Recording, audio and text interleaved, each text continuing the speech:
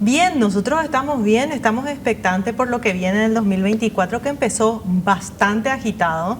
En el área de locales es impresionante, Javier, pues sabes que tenemos varios sectores donde estamos apuntando. Uno de ellos, lógicamente, es la Municipalidad de Asunción, la implementación del estacionamiento tarifado, que es noticia desde que empezó el año, desde el 2 de enero, porque hay un montón de problemas en el medio y un intendente, Oscar Nenecho Rodríguez, que no le gusta ser cuestionado, pero que no quiere asumir la responsabilidad de que es el responsable de velar porque el estacionamiento tarifado ahora o se implemente bien o se le advierta a la empresa de que tiene que hacer las cosas como dice el contrato. Por un lado tenemos eso, por el otro lado tenemos mucho énfasis en salud. Creemos que va a ser un buen reto para el gobierno la epidemia de dengue que empezó más o menos allá por octubre, que ahora se mezcla también con el aumento del 40%, es el aumento en este momento de los casos de COVID-19 también que se dan en los hospitales. Los hospitales están repletos y va a ser un reto demostrar por el nuevo gobierno que no hay excusas en el momento de atender la salud de la población en los hospitales públicos. Porque eso que llegamos recién ya no cuenta. Ya no podemos, ya no hay excusas. El gobierno anterior tuvo ese argumento en principio de la pandemia, ¿te acordás? Del COVID-19, no teníamos camas suficientes, oxígeno, faltaban medicamentos. Hoy la cantidad de camas se supone que es suficiente, hoy se supone que los médicos están preparados, los hospitales se supone que también. No es la primera epidemia de dengue, ya tuvimos lastimosamente otros años anteriores. Entonces se supone que el gobierno tiene que estar preparado para enfrentar esta situación. Ahora vamos a poner, pero yo creo que va a ser una buena prueba de fuego tanto para la ministra María Teresa Barán como para Santiago Peña y su gabinete. En años atrás, los presidentes, Pablo, se tomaban en enero unas vacaciones y eso hacía que, bueno, todo se vea un poco más tranquilo, relajado, como no hay gestión presidencial. Sin embargo, en los últimos años los presidentes van de corrido, no se toman ese descanso y eso incide también en que el flujo de información, de acontecimientos y de hecho aumente o no pare, Pablo. Claro, exactamente. Bueno, en política nunca hay paz, ¿verdad? En este país no. Así es, aunque estemos con receso parlamentario, de hecho que el presidente de la República, si bien relajó un poco su actividad, a pesar de que hace 5 meses nada más asumió el cargo, tuvimos varios hechos muy preocupantes. Un gobierno que empieza con 2 golazos y 7 goles en contra. Y una duda que siempre se instala sobre Santiago Peña y que cada vez se va confirmando, porque recuerdan ustedes cuando fue electo, Santiago Peña decía, bueno, ahora que tiene la lapicera, él se va a divorciar de Horacio Cartes y de ciertos sectores. Pasaron 5 meses y yo creo que está demostrando que con gusto él está siendo copado por ese sector político y después vamos a dar ejemplos de cómo uno de ellos ocurrió justamente entre el viernes y el sábado, que fue la promulgación del conflicto de intereses y las puertas giratorias, que era el momento oportuno para que Santiago Peña diga, mire señores, esto es importante, no me interesa el nepotismo, las puertas giratorias y hay que transparentar al gobierno. O sea, tiró su discurso a la basura. Y es feria judicial, sin embargo, hay algunos juicios claves que sí ya fueron programados, los ministros de Corte sí están de vacaciones, pero en temas policiales, los asaltos, la criminalidad, la delincuencia urbana, eso no paran, eso es 24 horas. Eso no tiene fecha y estamos extendiendo también lo que viene el año pasado, por ejemplo, el tema carcelario, a ver a qué va a apuntar el gobierno, si realmente va a desterrar ese problema tan grande que seguimos teniendo en materia de control de cárceles, que trae aparejado también ese factor de corrupción interna ahí dentro del Ministerio de Justicia. Y en cuanto a lo que se refiere al tema judicial, si bien es tiempo de vacaciones, Javier, es tiempo de negociación también, porque en febrero empieza la disputa por la presidencia de la Corte Suprema de Justicia y ese sí tiene un condimento político, no escapa en absoluto a lo que estaba mencionando Pablo y probablemente forme parte de la agenda de lo que es Honor Colorado, que a partir de que tomó el gobierno empezó a ocupar instituciones claves dentro del ámbito judicial y eso no es ningún secreto ni tampoco una cuestión imprevista, es una cuestión totalmente programada y entiendo que el Poder Judicial va a seguir esa línea. El presupuesto general de gastos de la Nación, la ley, creo que es una de las leyes más importantes que se aprueba y que se pone en marcha. Y si bien el plan de caja recién está, creo que en los primeros días de marzo, Gladys, hay como mucha demanda, nuevo gobierno, muchas demandas. ¿Cómo ves un poco eso? Siempre el presupuesto es un desafío porque por lo general es allí ese intermedio del cambio de gobierno cuando se trata de esta época. Sin embargo, creo que el desafío principal del gobierno en materia económica va a ser, por un lado, llevar adelante esas reformas pendientes que están allí en el tintero, por ejemplo, lo relacionado a pensiones, lo relacionado a la ejecución correcta de la nueva ley de compras públicas, que ahí sí se relaciona muy directamente con el presupuesto y cómo usamos nuestro dinero. Hoy justamente estamos publicando para la edición de mañana que 65 de cada 100 guaraníes que ingresan tributos se va al pago de salario. Entonces, ¿cómo mejoramos ese ingreso escaso que tenemos y destinamos también recursos a las inversiones? Y después está por otro lado otros desafíos más macroeconómicos, digamos, que tienen que ver con reducir la pobreza, que hoy en Paraguay tenés a 1.800.000 compatriotas más o menos que son pobres o 400.000 pobres extremos. Y por último, no podemos dejar de mencionar el desafío de mantener la inflación estable. Digamos que no sé si vamos a estar mejor, pero peor que en los últimos años en materia económica no creo que estemos. O sea, hay un escenario propicio para eso. Hay. Les planteo esto.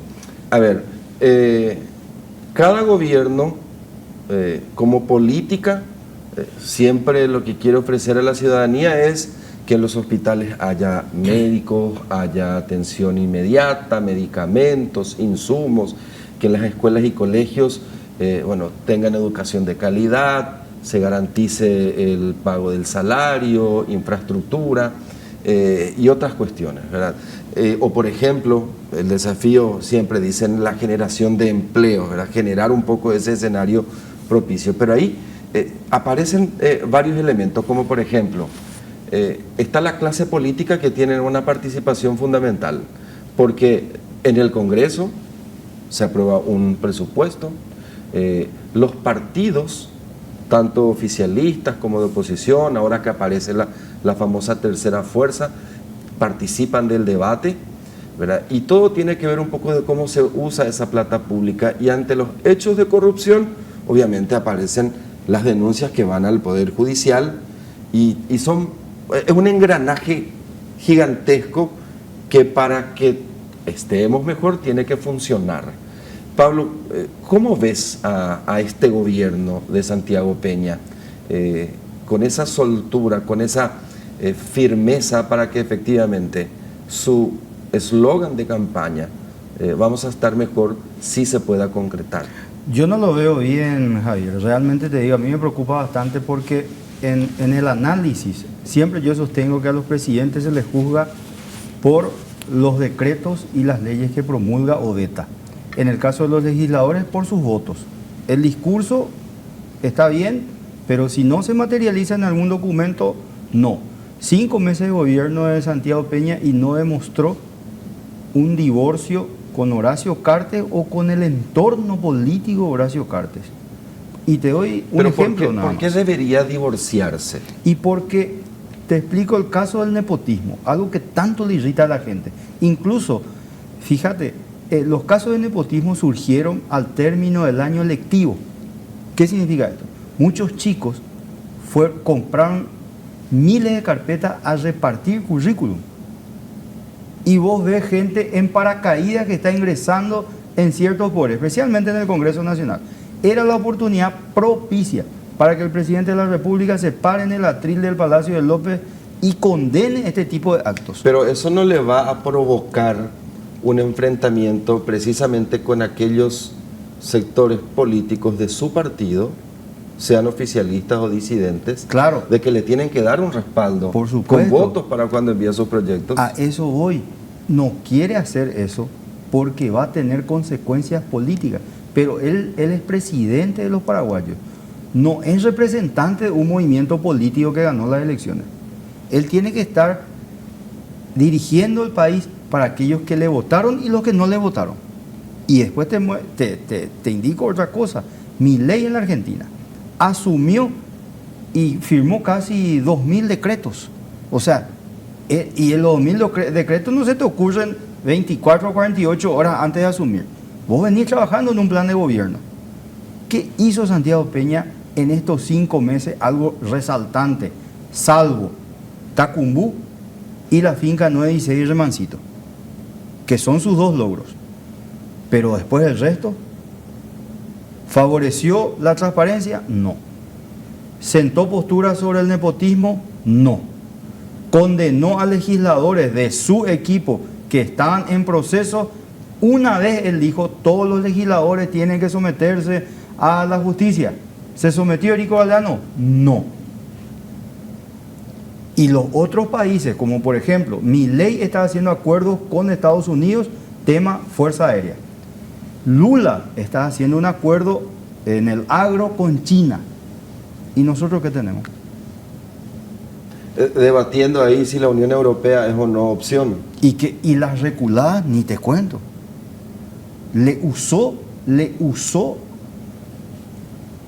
educación paraguaya. Desafió internacionalmente a la Unión Europea. Le mintió a la gente electoralmente y después tuvo que hacer una reculada. Cuando decís le usó la educación paraguaya, tiene que ver con el convenio. El convenio. Tiene que ver claro, con el convenio con el también. convenio. Sí, hay otras cosas también. Por ejemplo, el primer día de gobierno y el primer acto de gobierno que tiene Santiago Peña es contarle cuentos a los niños en una escuela y hacer énfasis en que el programa de lectura se va a incentivar y que la educación es el puntal de su gobierno, ¿verdad, Pablo? Sí. Así fue. Bueno, resulta que nosotros estuvimos recorriendo bibliotecas, buscando los libros donde estaban, además de las escuelas que usaron de ejemplo, y no, todavía no llegaron. Y estábamos cerrando el año. Después, resulta que ahora falta 1 mes y medio nomás ya para que empiecen de nuevo las clases, ¿verdad? El 23 de febrero empiezan las clases. Y resulta que todavía no se sabe de ninguna escuela que esté recibiendo alguna reparación. Es más, llegaron a un acuerdo con el Ministerio de Obras Públicas para reparar 316 escuelas. ¿Cuál fue la primera medida que tomó el Ministerio de Educación? Contratar consultorías por casi $1 millón para ir a constatar de nuevo la pésima situación de infraestructura en que se encuentran las 316 escuelas seleccionadas. Esta asesoría va a llevar 4 meses. 4 meses, se contrató en diciembre. Las clases empiezan el 23 de febrero. Y ese es un ejemplo. Un ejemplo. Puedo así citar un montón que indican que en realidad la prioridad del gobierno de Santiago Peña en este momento no es la educación y tampoco es la pluralidad ni el diálogo, que es lo que demuestra la implementación que intentaron del Plan 12 Ciencias para la Educación Sexual, que se decidió así sin tomar en cuenta ningún tipo de conversación con distintas organizaciones que hacen al sector educativo, sin ningún tipo de debate previo. Apareció nomás así el plan. Entonces, diálogo tampoco es su plan de gobierno. Entonces, ¿hacia dónde creen que va? Y él es bisagra de la vuelta de Cartes al poder. Sí, pero eso implica modificar la Constitución. Y se va a presentar. Se va a presentar. Marzo, abril, se presenta el proyecto. Y el gobierno de Santiago Peña lo que está buscando es generar un clima favorable para que la ciudadanía no reaccione. ¿Cómo se aprobó la ley de superintendencia? Con una enorme cantidad de policías frente a... Eso es democrático. Eso es democrático. Y que la ciudadanía se manifieste. Agregando lo que está comentando Pablo, las decisiones que afectan al bolsillo de la gente se tomaron en feriados, en días previos a las fiestas, como que en épocas en que la gente no va luego a salir a protestar. 31 de diciembre. Concuerdo muchísimo con Pablo, eso sí, como que está bien pensado para que la gente no salga a reclamar y el gobierno no tenga que después recular, como dijo. A ver, a mí la reculada en sí no me molesta en sí misma. Si realmente algo que estaba yendo mal se retracta. O sea, rectificar rumbos. Sí, claro. Obvio que no lo hace por buen chico, lo hace porque la gente lo obliga. Entonces, ¿qué pasa? Porque no quiere recular, es que hacen esas decisiones, toman esas decisiones como lo de el peaje de Pacaraí, por ejemplo, allí un día antes de Año Nuevo. ¿Quién va a salir a protestar? Ahí no